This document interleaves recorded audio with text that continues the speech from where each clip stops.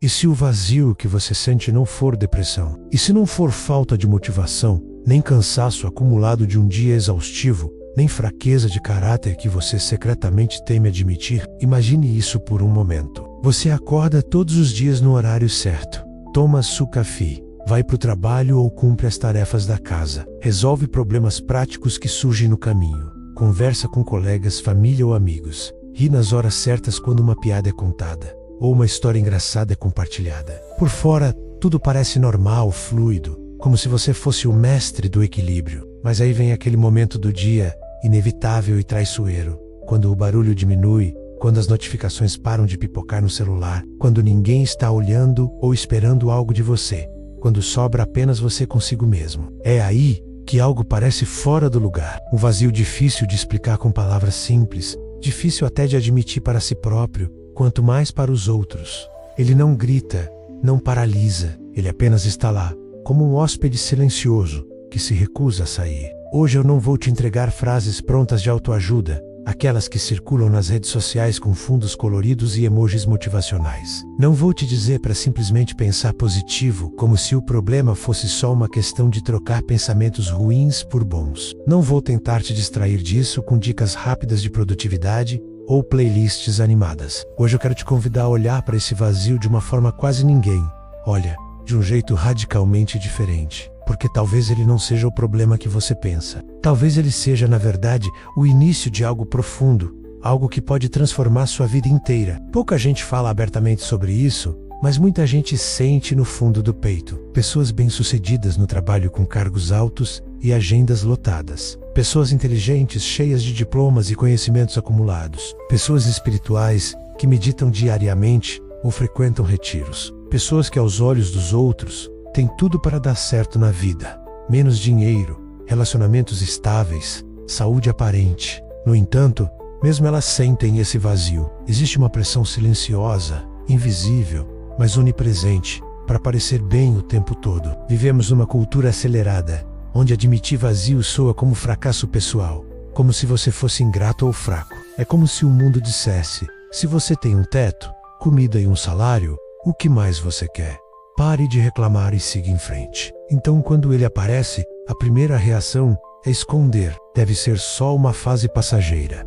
É só estresse do dia a dia. Preciso me ocupar mais com tarefas extras. Isso é falta de gratidão pela vida que conquistei. E assim, seguimos, dia após dia, funcionando no automático, produzindo resultados mensuráveis, cumprindo agendas apertadas, preenchendo horários vazios com mais compromissos. Mas o vazio não desaparece com isso. Ele apenas fica mais silencioso, meio impaciente, esperando o momento exato em que você não consiga mais fingir que não o sente, quando a máscara cai e você se vê no espelho, questionando tudo. O erro mais comum, e o mais destrutivo, é tentar preencher o vazio como se fosse um buraco vazio de geladeira. Preencher com trabalho incessante, metas ambiciosas que nunca acabam, consumo compulsivo de coisas novas, roupas, gadgets, viagens rápidas, preencher com entretenimento infinito, séries que devoram noites inteiras, scroll sem fim nas redes sociais, barulho constante de podcasts e músicas altas. Algumas pessoas tentam preencher até com espiritualidade rápida, daquelas de fim de semana.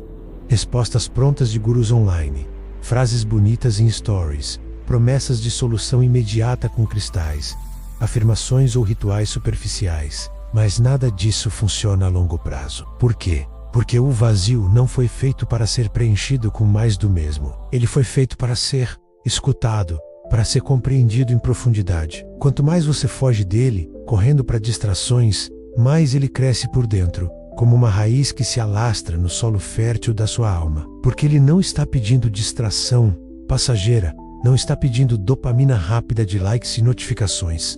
Não está pedindo ocupação frenética para tapar o silêncio. Ele está pedindo sentido verdadeiro. E sentido não se compra em lojas online, não se consome em bytes curtos, não se finge com sorrisos ensaiados. Sentido se enfrenta, se constrói, se descobre no confronto honesto com a própria existência. Há mais de 2000 anos, um homem caminhava pelas ruas poeirentas de Atenas, no coração da Grécia Antiga, fazendo perguntas desconfortáveis que ninguém ousava formular. O nome dele era Sócrates, o filósofo que desafiava reis, mercadores e jovens pensadores. Ele não escrevia livros grossos cheios de teorias, não dava respostas prontas em palestras pagas, não ensinava fórmulas mágicas de felicidade eterna. Ele fazia perguntas simples, mas cortantes como uma lâmina, e uma delas ecoa até hoje, atravessando séculos, guerras e revoluções tecnológicas. Uma vida não examinada não vale a pena ser vivida. Não porque essa vida seja inútil ou desperdiçada em si,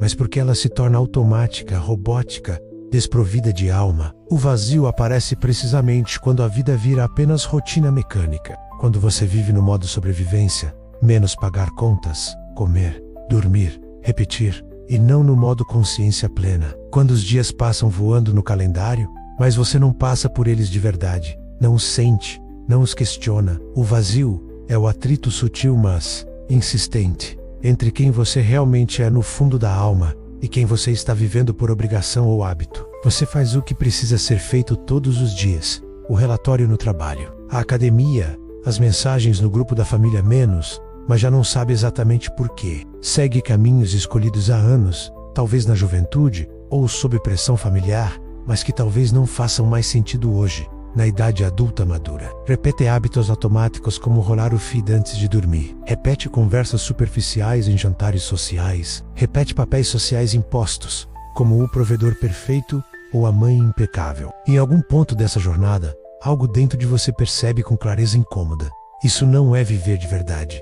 Isso é apenas continuar existindo, como um carro em piloto automático na estrada da vida. Esse é o momento exato em que o vazio aparece, não como um inimigo cruel a ser combatido, mas como um sinal luminoso, um alerta do GPS interno da alma. Isso não significa de forma alguma que depressão não exista ou não seja real. Pelo contrário, depressão é uma condição séria, clínica, que afeta milhões e precisa de cuidado profissional, urgente, terapia, medicação se necessário, apoio de redes, mas nem todo vazio é depressão química ou hormonal.